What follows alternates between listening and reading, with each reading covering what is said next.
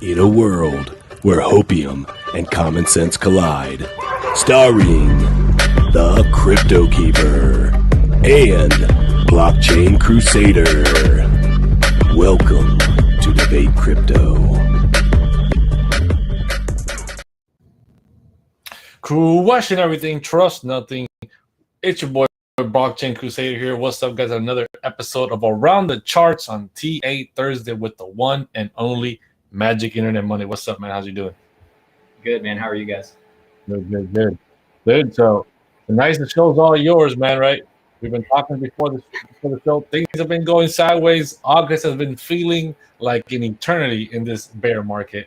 So anything you want to talk about before telling the people what's going on? What are your thoughts on the market before we even start jumping into charts or anything like that? Not too much, man. I mean, I know it's boring right now. We were just talking about that. That's the hard part, is that we've gotten in this giant range. We got some news coming out tomorrow, and the way that you would play this as a trader is pretty simple. So we'll go over that when we get to it. But otherwise, it's just business as usual. Boring price action is good for Bitcoin. So the more boring it is, the better. Honestly, it really is. I think people have had enough excitement coming down to this level. So if they can stay boring for a while, that would look good. Yeah, 100%, dude. Just want to remind everybody, smash the likes, right? Remember, the bug out bag drop for the DCA NFT project is happening tomorrow night at midnight. So everybody jump into the Discord. If you're not in the Discord already, get ready. 500 pieces get you a 3-day survival bootcamp IRL, right? So if you're getting ready, if you want to learn how to get prepared, this is the place to be at. This is the NFT project to join. So get involved while you still can. That's happening tomorrow, guys. So jump into the Discord. So yeah, let's get into it. Let's start looking at Bitcoin. Are we still headed towards? Is the 10,000 still in play here? Is 10,000 still happening? Is it looking like we're just gonna, maybe we did bottom out and maybe we are coming back up? What are your thoughts on Bitcoin in general and just everything? It's $1 million question, man. Is 10K in play? I think we've probably got about a month before we really know, and I'll kind of explain that a little bit here tonight. But like, I am starting to lean more and more towards the bottom is closer to being in, and that 10K is not happening. I'm not willing to put myself all the way in the camp yet, but I like what I'm hearing. Yeah, if you're in our Discord or you've attended any of the lives, you'll hear me say things that this is a very opportunistic range in the sense that I am adding positions strategically towards the lows of them when they're given. So I take that for what it's worth. Does that mean I'm all in? No. But it does mean that I'm willing to put on risk here because I do think that we've got potential opportunity. And you can't make money if you're not willing to put some money on the line, right? So that's part of trading and part of investing. 100%, dude. I'm going to be sad if we don't see a 10K Bitcoin. I'm not going to lie. I would be sad if we don't see it. I was really hoping for it. Really hoping for even a sub 1K ETH one more time. Just one more time, right? Like all the hollers say, next time it drops, I'll definitely buy it. But when the price gets there, they never do. They always run. Yeah. There's sides to both of it. There is a bearish case to be made. If you were to pull up the CME chart, for instance, right? So we all know what the CME is. That's where institutions are trading allegedly, things like that, traditional markets for Bitcoin. In the CME era, you have to go back and look and see when a macro low has been made. It's never been made on the weekend. And a lot of times when we put in significant lows, like we did back at like 38K, we were trading that range. We actually put in a low on a Saturday. And it was one of those things where we actually came up short of a specific target at the time. And just seeing that it came in on the weekend and knowing that the statistics show us that we're very unlikely to put in these significant lows on weekends, we knew we were going to take that low. And we did put in our low on a weekend. So does that mean that we're going to 10K just because we put it in a weekend? Not necessarily, but what it does mean is that we could see a challenge of that low. And statistically speaking, we're more likely to re-challenge the lows of our range than we are not to. So if you're looking for that opportunity for cheap, whatever, Ethereum, Bitcoin, these altcoins, that's going to be your moment if we get it. So we've got some pretty clear levels that'll tell us if we're heading that direction as well. 100%, man. So I guess show the people the chart. Show the people what the Bitcoin price is looking like. They want to look at my pretty shirt. Give the people some hope. Show them what's going on, since it looks like the basement, the devil basement levels might not be in the charts anymore. Gotcha. Yeah. So I'll do a fairly in-depth breakdown tonight. I think everybody will appreciate it. It should be fairly simple, easy to follow along with. So I've only got a few levels up here, and one of the levels is 20,812.50 right here, and then just below that's a level that we've been talking about on your show actually since back in June, and that was when we were heading down to this region. We were talking about 20,688.50 being a very important level for Bitcoin. It's just a mathematical level from the year of 2021. And you can see how well it's played, and it's still playing. This low right here actually came in and swept this low by just a few dollars, and we are yet to come in and take these lows. So you have to be looking at this area on the chart and saying, if this support between 20,812.50 and 20,688.50 is lost, then yeah, we're probably coming down to the range lows. Range lows are coming in right here. This is a chart that you guys have already seen. It's already a range that you've probably seen, not only by me, but probably by someone else even. But it is showing you that the mid to low $19,000 range is possible. Obviously, our overall low is here. Again, came in on a Saturday. This is a level that we have marked out at 17,147.50. It only becomes relevant if we start moving down this way. So we'll talk about what you need to see in the low time frames to get to this region, and then how that can transpire into these moves in a second. But if that does happen, you have to be aware that we have had a hash ribbons buy signal. We're pretty oversold. There's a lot there, there's as many indicators indicating that this is a bottom as there are that are saying that it's not a bottom. So it is one of those things where I always tell people, if you don't have a plan to invest, then it's a trader's market. I wouldn't mess with this too much. If your horizon's 3 years out and you think that's when the next all-time high is going to come, then you're not bothered to buy $21,000 Bitcoin. That doesn't bother you, because you don't care if you got in at 21K and you averaged all the way down to 15 or 10K, because that's a very real possibility. That'd be like saying you were upset by averaging in from 3 to 6K, right? The logic there is you're just trying to get the best average and not be all in because you're investing. But if you're trading, because you don't have an investment plan, maybe you do have both, but if you don't have an investing plan and you're trying to trade this market, you got to be careful, because if we challenge these lows, it's very possible that you could come all the way down, take the lows, reclaim them on a swing failure pattern. Some people call it breakers, some people call it failed auction. They all mean the same thing. And then reclaim the range, leaving people out of the move or trapping late shorts or late sellers down here. And that would be the ideal scenario, but you can't see that until this little move right here transpires. And so if you watched Jeb this last week, I was on there, TA Tim, guy we've had on the show, I told him I was looking for longs in this region and that I'm looking to test up closer to 23K. The invalidation on that would be pretty simple. I don't have the template loaded on this computer. It's on my computer that's over here, so I can't stream that, but I did go ahead and put the levels on my chart. There is time points of control and an overall merged value area point of control that I would be watching in this region right here. That's your TPO POC at 21,295 and 21,200. So you can see that we actually back tested this perfectly. Yesterday's was a great place to be looking for additional longs. But if you were looking for shorts, we have taken the highs several times here. So you are looking to see, are we going to come down and give up 21,295 to 21,200, or will we break out of 21,798.50, which is a swing failure pattern that has now been tested once here and then back tested perfectly here. Actually, if you zoom in, it's been tested twice. You can see that you've come in on the low time frames, even on a 15-minute right here and again right here. So showing resistance, but the weekly open is trying to put in a little bit of work here. So you're looking to see if this can resolve to the upside without giving up this zone of support. Because the moment you give this zone of support up right here, you will probably swing all the way back down to the lows here. It's only a few $100 move, but if you're zooming out and you're looking at the importance of this level, again, so losing this transpires into this support being tested. And if this support is lost, the move down does not have to stop here at the range lows at 19K. The best positions are usually had from outside of the range. They're called deviations, whether they're shorts from the upside or longs from the downside. Those are generally your best positions, and the order flow is going to give you what you need to see. So for me, I'm looking still for a little bit of upside until proven otherwise. The initial targets of that are going to be coming in at your August lows, because what you are doing right now is actually trading outside of your standard deviation of volume for the month. Generally, that's a good sign for you to come back and at least try to back test it.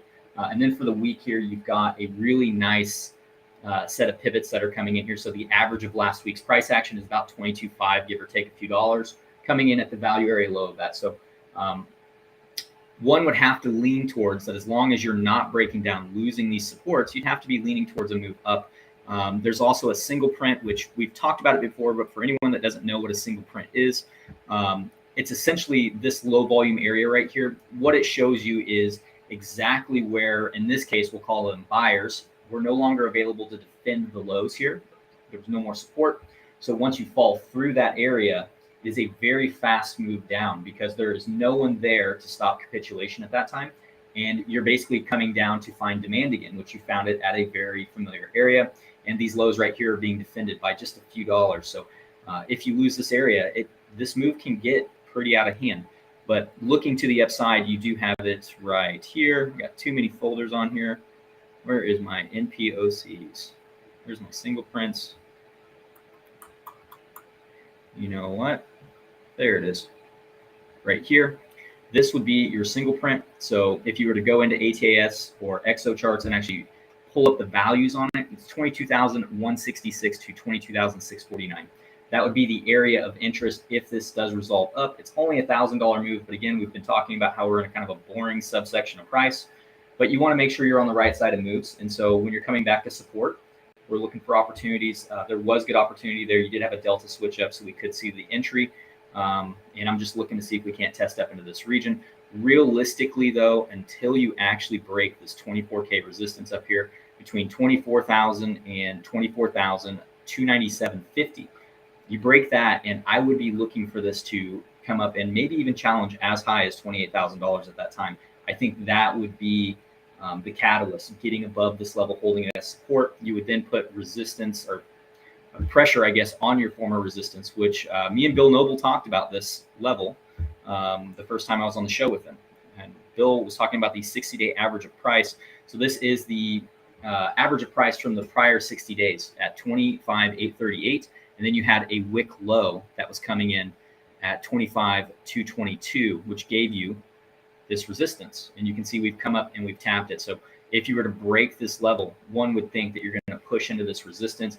And if this gets flipped into support, then you are entering back into this section of price. And where are we targeting? Some untapped statistical averages at 28,333, 28,563.50. And yeah, that would be it. That would be the breakdown. So hopefully that's not too much all at once. I know that not everybody wants the day trade breakdown, but that's what I do on a regular basis. So as I make more content, that'll be kind of the style that's delivered. Dude, that's awesome. I appreciate that, man. I appreciate all the hard work you guys are bringing, always coming on the show on TA Thursdays, right? And bringing in the truth, right? And it is what it is.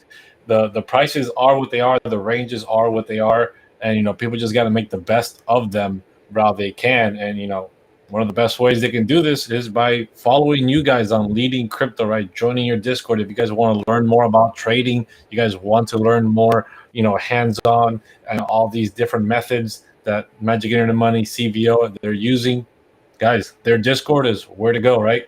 This information, you know, you don't learn these things by just watching a YouTube video. It doesn't work that way. It takes a lot of practice. It takes a lot of mentoring. And, you know, if you guys have ever looked at any video talking about mentorship, talking about anything on how to improve, you know, that's the way it is. Finding someone that knows something that you don't and that can help you learn that skill. So make sure you guys check out their Discord. Make sure you guys are getting involved. Keep smashing the likes if you're not smashing the likes, guys. Also, drop a coin. If there's a coin that you guys want covered, we've got Magic Internet Money all to ourselves tonight here. So make sure you drop a coin in the chat, and we'll take a look at it. Magic will take a look at it for you guys. If you guys are not in the Discord, make sure you join the Discord. Like I said, 3-day survival boot camp, IRL, real life survival boot camp happening. The mint is happening tomorrow. Make sure you're jumping into the Discord and getting involved. Do not want to miss out. There's only 500 pieces, guys. 500 pieces. They're going to go by fast. So make sure you're getting involved as much as possible and getting prepared for what is coming. So Magic. All right. Definitely get involved in this guy. I don't know if you guys know this, but he's working like mobile right now. This dude's pulling like double duty. So definitely smash the likes, man. Miguel's making it happen for you guys. I appreciate it, man. I appreciate it. Yeah, I'm doing all kinds of crazy stuff, and I'm not even home with good internet connection. But one say so. Meanwhile, people are jumping into the chat and saying their coins or whatever. You know, I think ETH will be a decent one for everyone else, right? I know a lot of it is going to depend on where Bitcoin is going as well. But please tell me there's a chance that we can see a sub 1K ETH. You know, that again, that's all dependent on the markets. And I always say it's dependent on Bitcoin, but I don't think we can really say that anymore. I think it's really dependent on the macro, like what's going to happen with traditional markets. Obviously, they're putting in a really good bounce right now. But I mean, if the Fed, comes out and they're like, hey, we're going to relieve student debts, but we also got to raise rates another, 75 basis points a couple times. Like that might not be the greatest thing for the markets. Yeah. But, the S&P is putting in a good bounce. We're still waiting to see what's going to happen. And if you follow the dots on the Fed, and I brought this up back in June, I want to say, right after I did your show with TA Tim on Jet. I said, if you follow the dots, traditionally they don't really follow them very well. The Fed doesn't. But they have said what they're going to do. And this is one of the first years they've actually done what they said they're going to do and raise rates. And they're raising them. They said 75 basis points would be what's considered uncommon. But he's done it twice. But then they are going to start going back to 50. And then next year, they're even talking about tapering off and maybe only having like one hike, right? And then by 2024, bringing rates back down. So if they're following that schedule, we should see a lower rate hike this time around. But we got to get the data back, the inflation data, see what's going on. There's a lot of factors in that. So me personally, if we're just looking at the charts, I'm pretty neutral, but again, I'm willing to change my opinion. And one of the reasons is if we get, like, let's say we do get that move back down to like 17K, but structure isn't lost, right? Let's say we even go as low as 17. I'm not even saying we're going to go that low. We might not see it, but statistically speaking, we should see the low of the range again. And if we do, and it holds and you get that confirmation low where it's like, all right, they had their opportunity. Bears, sellers had their opportunity to push this thing lower and they failed. That's a huge sign of weakness in a bearish rally a lot of times. And then you've got the bulls have the ball, and it's not over for the bears by any means, but at that point, if the bulls start making up ground and they take out the range highs or something, that's how ascending triangles are formed, right? It's as soon as they get back above there or they get back above whatever level, then you have to look at that and go, man, the tide has definitely shifted and I need to be on the right side of that. There's a new trend that's developed. So those take time, and nobody likes to hear that. Everybody wants to know like what's happening right now. They want us to have a crystal ball, but at the end of the day, all you can do is position yourself to be on the right side of things if that's happening, And that said, and this is a really contradictory statement, I still hold my shorts from way up top. Like I'm still holding those. Really? When we first got on, you were like, hey, are you still holding those shorts? Yeah, no, I'm still holding them. It's a hedge. So I will not close those until I have a confirmation of a trend change. And that's why I'm continuing to hold them. So until Bitcoin puts in that secondary low and then puts in that next high to confirm that the trend has changed, I will not close my hedge to protect my own capital. So you're willing to sacrifice that extra little bit of gains, right, that we had when we dropped down to like 17,000, just to make sure that you do identify the correct trend change at that moment. And so I'm not a big cash guy. I am a huge crypto guy. Not many people realize that is that I don't really like divulge my things too much, but most of my net worth is in Bitcoin and Ethereum and like actual cryptocurrencies. Like it's not in cash, like it's not in traditional markets. So when Bitcoin dips, I'm in a short, whether it's 1x, a 10x, if it's a hedge, whatever it may be, to protect my capital. So I can't take, a 70% drawdown on my capital and sleep at night. So I am making a little bit of money on it, but I'm not making enough where it's like, this is going to be something where I can like turn around and brag, like I made $1 million on this trade. That's not a thing.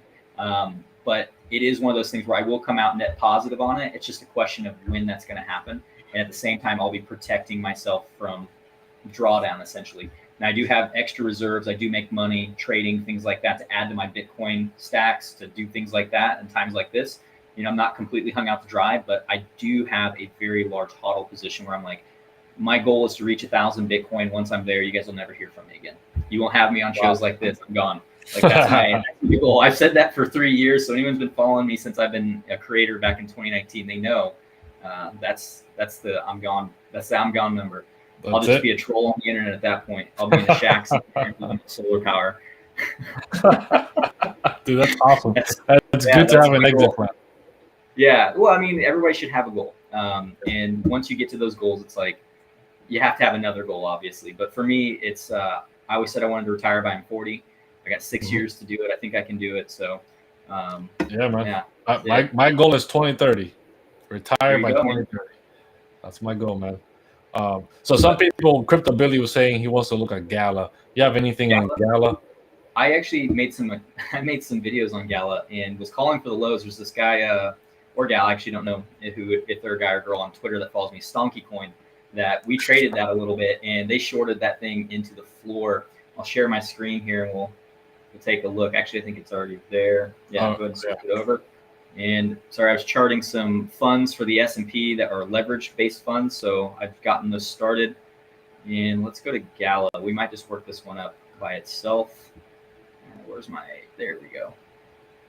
I know I have a Gala chart. So Gala is a really interesting chart. It was very easy to spot. We're going to have to do some work on it because I haven't updated it in a long time, but I will kind of catch you guys up on what was going on with Gala and the trigger for the short, right? So this one right here did have a really nice deep crab. You can see right here. And all you've done off of this structure, which I'll go ahead and remove, so a little bit of education here for anyone that dabbles in harmonics, is you have your X, A, B, C, and D, right? So all you're doing is you're identifying the X, right? And then you're identifying the B. So the B leg is like your range, so range low, and this is your range low here of this. So you can then just take this and move it over, and this is actually the entry point to the range highs. And you can see you've come up, you've back tested it after it completed, which is a perfect target hit at that point. And then from there, you're looking for signs of reversal, which you got, lower high into what appeared to be a higher low, but another lower high, and then continuation of trend. So we do need to add some fresh levels to this. I have not touched this chart in months. So these levels are the only levels I've had on this chart. They've all hit very, very nicely. So very happy with that. Let's go ahead and delete some of these and we'll just go fresh because why not? That one's got an alert on it because I think it was fairly important, but that's okay. And okay, that's where that comes from. That was an NPSC from 21, so that's no longer needed. And let's go ahead and get rid of these because I don't know what these are. Okay, now we will leave those actually. We need to label them though.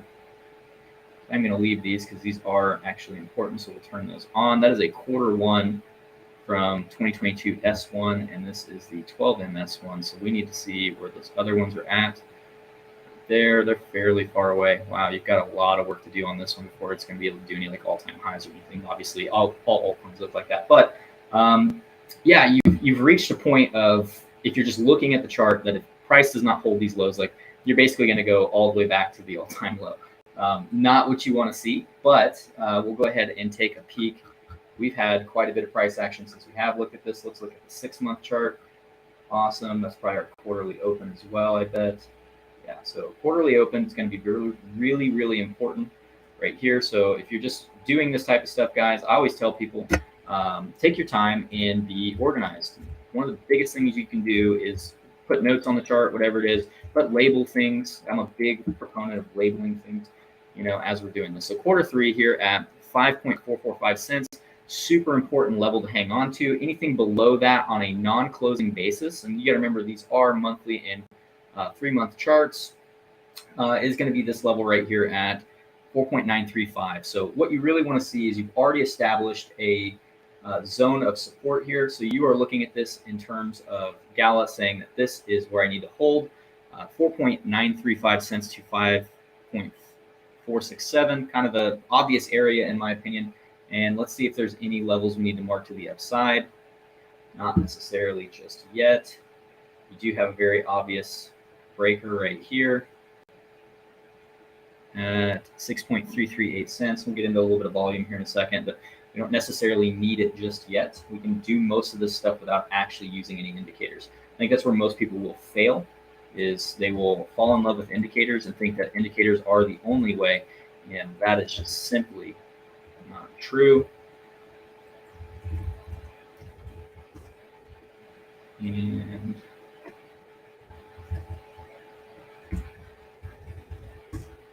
there we go. So you already have a really nice range here being established between that 4.935 cents and it looks like as high as 7 cents potentially if you can get that bump. And this would be a nice area to settle up in. Now, if you're really looking at this in terms of I want to see this actually do something, you're gonna have to get back above this subsector price. This would be a really great area to just gauge where price is going. This thing is giving me the overall extendo. And what we're going to do is mainly mark off the key area here and just say that this is just an absolutely important area. Where is it coming at? The local highs. So if I was looking at Gala's got quite a large range, about 100% range it could have here if it holds on to these lows. So if you hold on to these lows, things look okay. You can probably look at this to challenge back into 6.3 cents, then 7 cents. This would also coincide with Bitcoin making a move to the upside. Now, if Bitcoin re-challenges its lows, I would look for Gala to do the same, and I would be looking at that. I'd only be interested in positions on Gala at that time because I'm not a big like catch them that guy on altcoins. I would mark off my low right here at 4.41 cents, and I would look to see if price actually comes down here and runs the lows and then reclaims this area. And if that happens, this is your entry. This is your stop loss down here, and you can actually take this with a really high degree of certainty at that point and say that we're probably going to run it back to 7 cents and 9 cents. And that would coincide with Bitcoin doing something just as similar, right? And that would coincide with Bitcoin coming down here, testing some of these levels, and then reclaiming the range and leaving people that were looking for lower prices behind. Now, if you don't get that, like let's say you don't get a move like that, you can't just be, unless you're just a big believer in the project, I guess, and your time horizon's years, you just can't be buying this as a nukes to like all infinity. And we could look and see if there's any targets because you have nothing to work off here. Like this is just a big candle from when it looks like it started. Not a ton of price action on this one. But if you were looking at this and you were just saying, I really just want to see, you know, what's out there, you'd have to probably go to, and I don't like using the pivot indicator for stuff like this too much because it's kind of like, it can give you some kind of bullshit targets if you excuse my French. Yeah, and this one's already telling us it doesn't even have a target for it below here. So we'd have to go all the way to like a quarterly, and it may not even have one there. Yeah, your S1 would be just below there. So yeah, I would be looking for the swing failure pattern below. I think if you get that and you get to move down on Bitcoin, that would be the best entry. Anything below 5.45 cents down to this level here, about 4 cents, you've got a good area to work off of. If you can come down here, challenge into these lows and get the reclaim, that's the safest entry. And then from there, you know, you're taking profits at the obvious areas. You can be aggressive, or you can look at them as long-term entries and say, I think that this is the bottom of the market. This would likely be the bottom for Gala as well if the markets are bottoming. If they're not bottoming, then, you know, buckle up and be prepared to the dollar cost average in if you're not taking profits on that move. You know, that's just the nature of it. So for me, would I buy Gala here? I'm personally not. I'm just not one of those risk takers on it. I would wait to see if we can get a challenge of these lows. And especially if we take them, it's one of my favorite types of trades is taking the low, reclaiming it on a swing failure pattern, and then getting the entry because it gives you proper invalidation. So if you take the lows, you reclaim them. Invalidation is just saying now that I have got a perfect stop loss because I know my idea is wrong if we come down here and start closing below this. So now I've got a stop loss, I've got an entry, I can work out my risk and I can work out my reward, and I can see how much money I want to allocate to something like that. Could price just come from here all the way up and, you know, leave this whole idea behind? Yes, it could. So for me, I don't think there's as much drawdown as Gala, especially if Bitcoin's holding the lows. You know, depends. It depends on what you're looking to do. If you're looking to trade it, I gave you a trading setup. If you're looking to marry this thing for the next few years in the bear market, to me, I'd just say, you know, good luck. Yeah, well, not even good luck. It's just, do you care if you bought at 5.4 cents or do you care if you bought at 4 cents? Like, it's not that big a deal, you know. Like, just allocate what you're willing to sit on and lose potentially long term, and not touch for years, and, you know, take your entry. These are as good as any at this point. Yeah, 100%, dude. You know, I mean, that's the only way I can put it. Somebody did mention XRP, and I will touch on that one too, because I know that there are a lot of XRP fans, even though you're not one. But XRP is a really, really simple chart. I went over this with CBO last night, and I'll probably start covering XRP again because it is an interesting chart. You know, I don't know how long have we been streaming. I don't want to like. Yeah, we got 29 minutes. We can do one more. Okay. We can do one more before I got to run. But guys, smash the likes. This man is coming on here, putting in hard work, showing you the charts, right? Smash the likes for this guy. Make sure you're following Magic Internet Money. Make sure you're following Leading Crypto, and make sure you're jumping into the Discord if you're still looking for more education. Let's do a fresh ETH chart. I actually have not worked up a fresh ETH chart in a long time, so I'm going to go ahead and actually do one with you guys because this one, it's kind of a macro chart, and this was one I debuted back in June for you, and this was the single print we were looking for right here.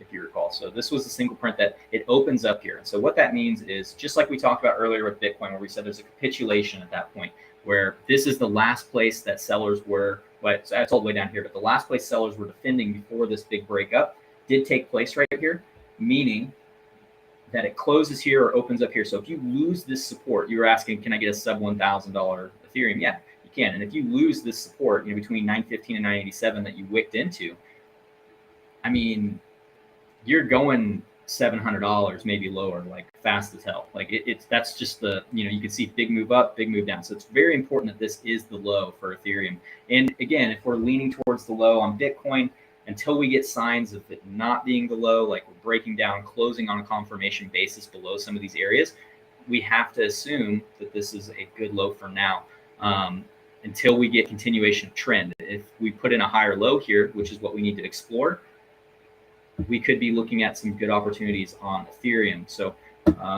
let's go to, what's a good exchange for Ethereum? You know what, let's go over to Bybit, because that is one. This is, I don't want to touch this chart too much. This is the reason why, and I want to leave it there because I will eventually amend it, but I do want to leave it alone for now. That way I don't mess it up. So this is a blank chart. So we've got nothing going on it, which is awesome. We're going to go ahead and I'm going to start on the very, very high time frame, and we will mark this thing out together. I'm not going to label everything for time's sake, but this is a really important thing to note, guys. Anytime you see your yearly open, you got to be marking the yearly open. I like to mark them like so, and then I'll put a little apostrophe and I'll mark the year so I know what year it is, because sometimes I'll keep track of the other ones. So we've got that, and I'm going to mark our yearly low from 2021, because sometimes you swing fail things. So this is the 2021 low, just something to keep track of. I like to put those in white anytime I get those, and I do like them to be dotted.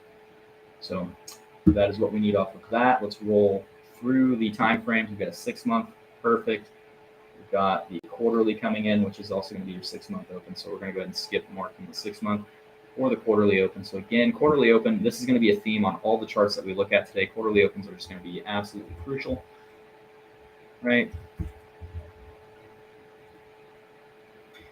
And you don't have a proper low. So another thing that was with Bitcoin, and I have to look at the order flow on this one, I'd have to see if it'll let me go back that far, was not only did the low come in on a weekend, it's defined as a poor low. And what that means is that price came down to it, and when you're looking through the volume that was transacted and how the low was formed, it didn't move away at a very fast rate, and it did not leave a really big sign of strength showing that lots of people are trapped down there, you know.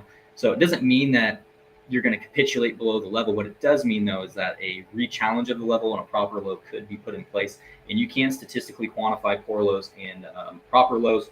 I actually said this at 32,903 when we made that low in January. We were expecting the low, but that was a poor low, and that we knew that an 80+% chance of coming back to it and potentially retesting it. So that is always something to note and to keep in mind, is that that is a factor. And that's a factor on the Bitcoin chart. It's also going to be one on the Ethereum chart, just looking at this.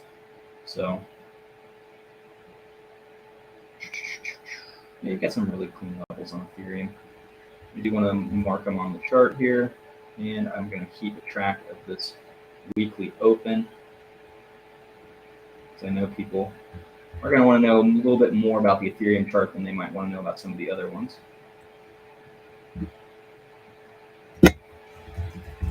Previous week low is going to get marked. I'm going to actually mark this off here with a box, because this will be an important little region on the chart. And let's go ahead and just use the template.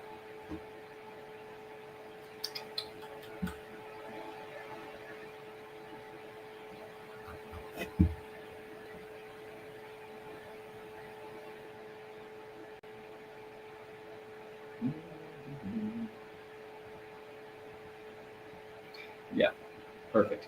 So just in the immediate short term here, looking at Ethereum, you're right at the quarterly point of control that's developing. So this is a dynamic range, is how I refer to it, meaning it's going to change over the next month, because you got about a month left. But it's got 2 months of price action. You're right at the POC of it, and we'd already marked this box out for support, because just when you were looking at this from a structural standpoint, straight away you guys should be looking at this and saying, okay, I have a weekly engulfing candle here. The weekly open needs to serve as support, and I need to mark off the previous week low, because these two areas, this area right here is going to serve as resistance should it break down further. So what I mean by that is if we are to lose this region on the chart, right, this should become resistance, and then you'll see that move down. Where will that move transpire to? Well, you kind of got to just, you're not guessing by any means. You've got a very valid swing failure pattern here. So pit stop at 1433, which is also your previous all-time high. I think I want to say 1416, something like that, is the merged value area low on Ethereum that I have on a different chart. But in reality, if you're not holding on to this region, you could mark off this wick. I would just mark this right here. It's daily, actually. I would just say that this is going to be the target zone, more than likely, as it's untested. So there's liquidity below this low right here that you'd want to see. There'd be some stops that could get run. So if you flip this zone at 1522.30 to 16,016 or 1616, this little zone of support gets lost. You're also probably breaking down from your, no, you're not breaking down from your range. You're just going to the range lows. I would look for a move below the range low, though, to 1337. And that's going to be a really important area to be judging if you get that move. Anything above 1933 or the range high here, and yeah, you're looking up, and we can talk about those targets here in a second. But I would look for this to come to 1337 if this little zone of support is lost. Like, this is going to be your trigger if you're a trader, right? Or if you're just looking to say, should I have money on exchange to be ready to buy lower? Yeah, you lose 1616 down to 1522, that little like $80 zone. Probably going to be looking for $100, $200 immediate drop, and then you can see if this gets reclaimed or if we're going to see continuation down to probably the Q3 open at 1070, which you were just alluding to. Am I going to get that opportunity at that Ethereum price again? You've got some support that's obviously coming in like the 1200 range, but there's no real well-defined level on this giant move up below 1337. So for me, I'm going to be looking for a little bit lower still. I would probably be looking at this as a whole. Yeah, you're looking, obviously your point of control comes in here about that $1,200 range we were just talking about. But for me at that point, why stop there? There's really nothing there outside of this. I would probably be looking down to the Q3 open at 1067 and then a re-challenge of these lows. Point blank. And I don't think you have a swing failure pattern down here or anything like that, putting in a proper low. Yeah, you've got zero trapped traders. I wouldn't say zero, but nothing to get excited about just from looking at it here. I'd have to go through ATA, SNX. I wanted to really confirm. But for me, you've got a good move on support here. You do have a bearish engulfing. So the real question is, can it recover this candle and get back above these range highs? That's the same question with Bitcoin. I do favor a move to the low of the range on Bitcoin, though. So if I'm favoring a move to the low of the range on Bitcoin for a re-challenge, whether that happens this week or next week, however that transpires, I'm changing my mind at $24,000 essentially on Bitcoin. I'm saying, hey, things do look different. We're probably going to get that move up. I should be hanging on to my positions, my spot positions that I've accumulated. And I'm not going to get maybe the opportunity to accumulate more lower. Maybe I put on extra risk. It's kind of a game time decision thing there. But for Ethereum, the downside drawdown here is where you're at 1683 is you've got the potential to head to 1337. And in my opinion, 1070, maybe even swing fail a couple of these lows.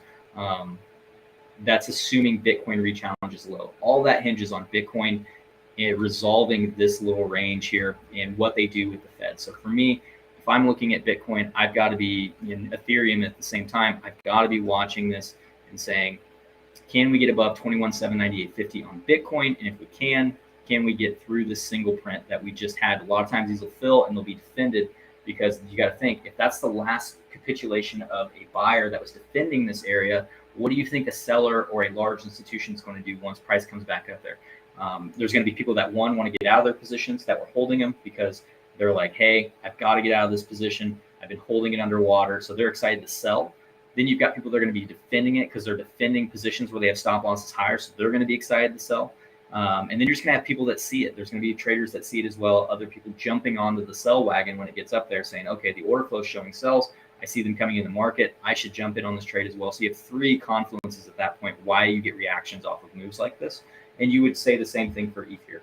If ETH does recover this, until it's really definitively back above this, like I would say 1933 level, I'm looking to fulfill some of these targets to the low side. You could probably make an argument for another target all the way down here at 1036. So you do have a zone of support here between 1036 and 1070. and some at 12. You could mark this off if you wanted to. I would like to run some time data on this one on a different day, but at 12:15.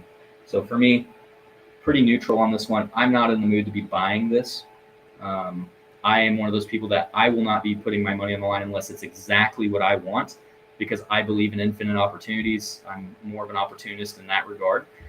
If Bitcoin does put in the low and I never get a chance to come back down here and buy more of this or buy more Ethereum, Chainlink, whatever it is, I'll come to terms with that once we get a confirmation low and add those positions on later. But for me on Ethereum, it hasn't done anything with this bounce.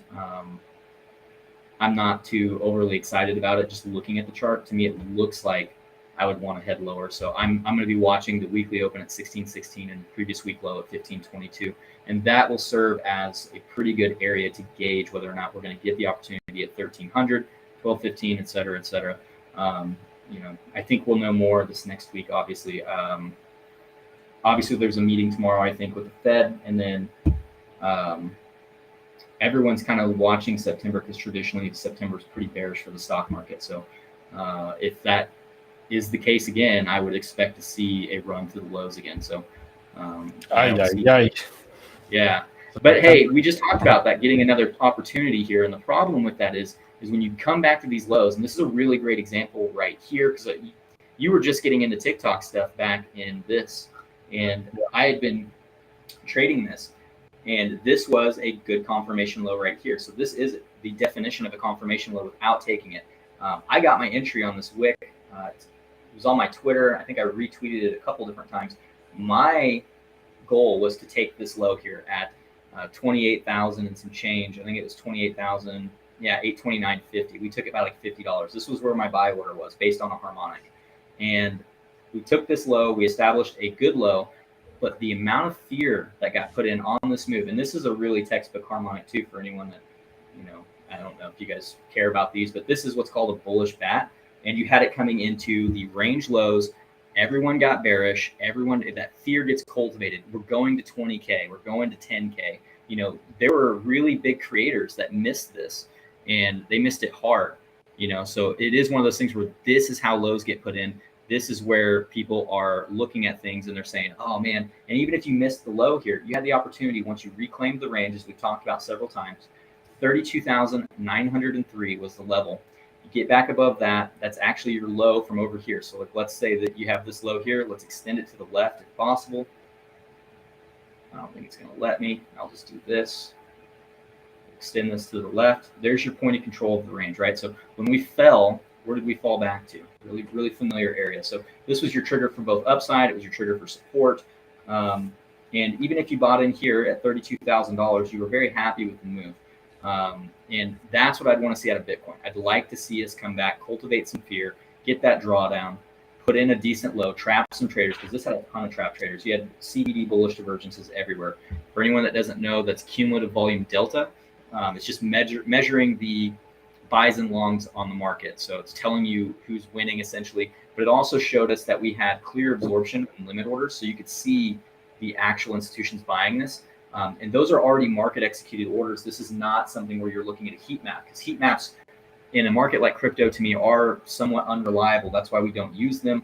I've been doing volume since 2020. Most of the people that are trading with actual accounts, I should say, or actual traders, are using market data because it's already executed, it's quantifiable. We don't have to worry about it being manipulated. We can see what's taking place, and then you jump on and you ride the wave, So that's kind of how real time it's done. Some people combine the two, which, whatever, as long as you're using some form of real-time information and not just going off of stuff that was there when the move came down, that's for the best. So for me, I'm still looking for Bitcoin to potentially make this move up and back test some old support, and then we can kind of make that judgment call. But until it's up above 24K, until Ethereum's above 1900, I'm not really looking for these next targets, I guess, to fulfill. And I would like to see us run it back down here, put in some fear, put in a proper low, and trap some people. That would be the dream trading scenario. Because you guys have to think, if we come down to these lows again, just like we did over here, right?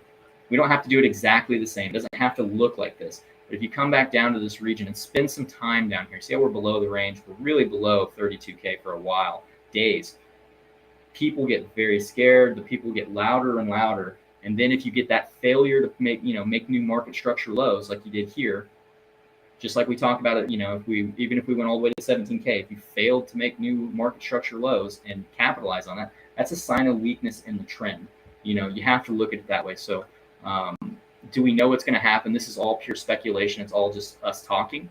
To me, you have to be looking at this from the perspective of, I can't sell in this region of the chart. I can only be looking for opportunities to buy. If your horizon is 3 to 5 years, you don't really give a shit if you're buying down here. You're buying right now. This is as good a time as any on Bitcoin anyway, because the drawdown's really not that much. We're not talking about 100% drawdown on Bitcoin.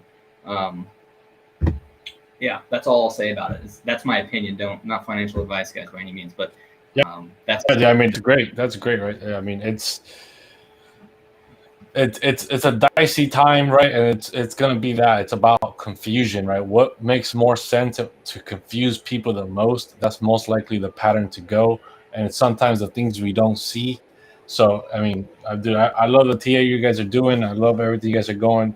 I wish I could stay here for another hour and a half to talk about other charts. Sorry, man. But, no. Dude, I mean, honestly, TA Thursdays are one of my favorite episodes of the entire week for this exact reason.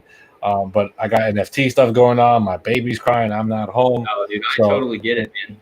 It's crazy right now. But guys, smash the likes. Oh, dude, I appreciate you guys taking the time to come on the show every week and coming on here and taking your time to show us your TA. Guys, smash the likes. Go follow Magic Internet Money on YouTube if you're not following him. Go follow Leading Crypto. Join their Discord. Get involved. Educate yourselves and get ready, right? If you haven't joined the Discord for Danger Close Alpha, I don't know what you're waiting for. We're minting tomorrow the 3-day survival boot camp bug out bag. Get involved. Only 500 pieces. See you guys in the Discord. And guys, like always, question everything, trust nothing, and until next time, hodl like it's hot.